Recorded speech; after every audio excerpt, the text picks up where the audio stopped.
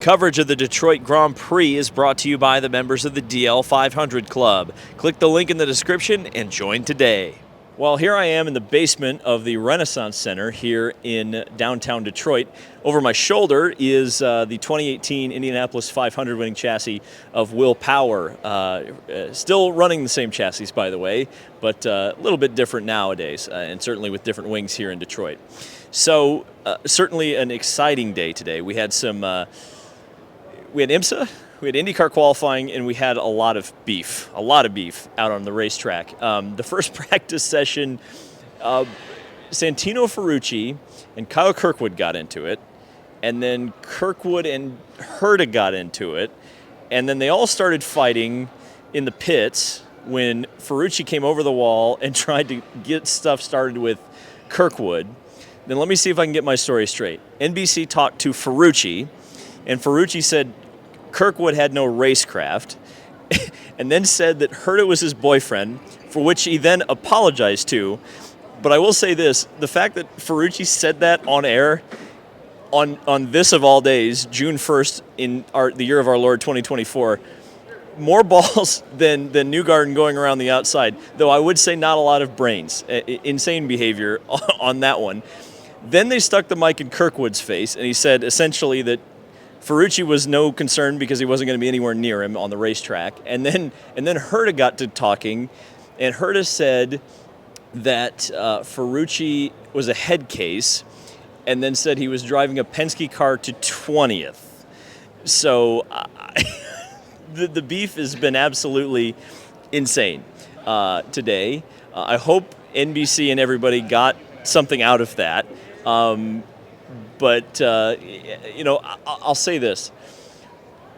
The war of words isn't all that exciting to me, but the fact that Ferrucci and Herta and Kirkwood are at least willing to talk a little bit of crap, it's good for the sport to a certain extent. You know, you don't want it to turn into full-on like fisticuff NASCAR stuff, but you need to have some heroes and you need to have some villains. And the thing I'll say about Ferrucci is at least it seems like he's willing to be a villain. So you're either going to love him or hate him. And there are several drivers that are kind of along that line in IndyCar. One of them just re-signed with Penske. Joseph Newgarden signed a multi-year extension with Team Penske today. One of the sticking points with him, was that he hadn't signed a deal because he was, I guess, thinking that he wasn't going to get paid like he should. Well, after all of this controversy and then doubling up Indy 500s, if you do that for the captain, you're pretty much taken care of for the rest of your career if you want it. So certainly congratulations to Joseph Newgarden. The Team Penske team will stay the same, at least for next year. So quell that silly season rumor. IMSA today, and it really gave me, remember, I wasn't here last year. I was in France. I was in Le Mans. So I didn't get to see racing on this racetrack, and wasn't a great race. It was either single file or it was smash 'em up, crash 'em up demo derby. And I expect that that's going to be a lot more of what we see tomorrow because, of course, in IMSA you have two different classes. You have a little bit of field separation.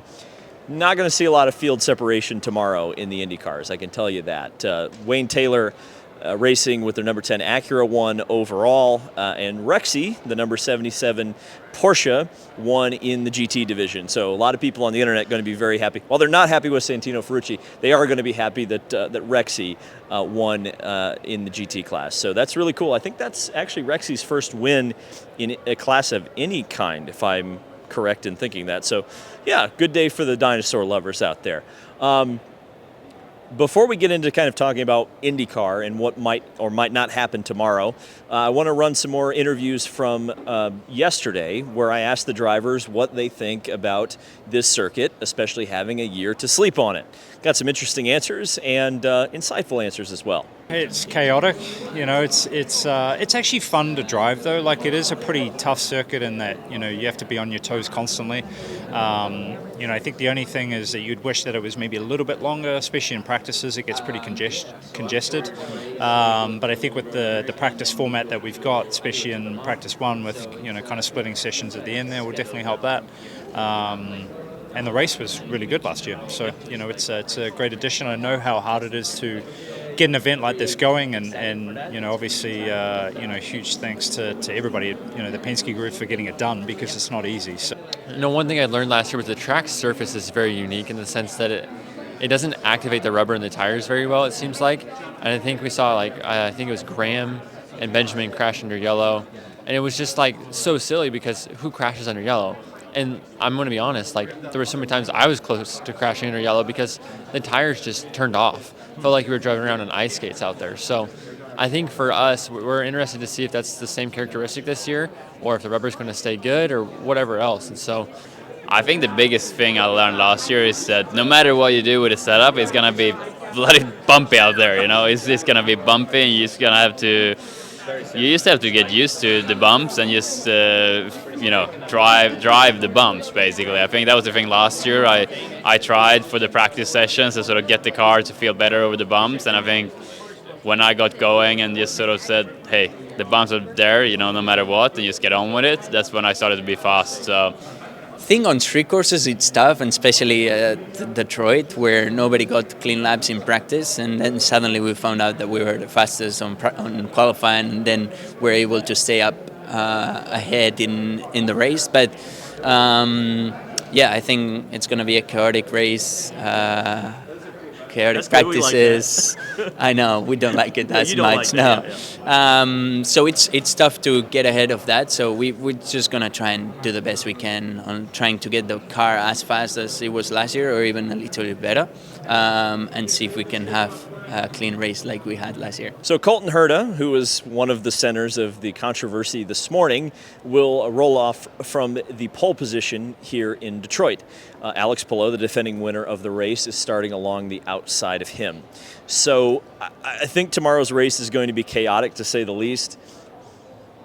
This track, again, I don't want to be mean about it, but this track doesn't lend itself to super compelling racing. You're either going to go behind somebody or you're going to go through them. It's going to be a rare case where you see someone with a clean pass. And so it's going to be chaos. Going to be a lot of yellows, potentially red flags, depending on if there's a big enough schmozzle. And certainly there was at least one track blocker in IMSA today. So I don't know. It's going to be an intriguing race. It'll be entertaining. I don't know if it's going to be a good race, though. Hopefully, because to mention the Renaissance Center, Chevy's leaving this building pretty soon, and so I'm curious if that will mean that the track will have to kind of relocate and move around a little bit. So maybe there's a take two to downtown Detroit. The atmosphere's cool, but the racing we'll see tomorrow. It'll be my first real evaluation of this track after being half awake at 9 o'clock at night in France the last time this race happened. Thank you guys so much for watching. We'll see you in the next video.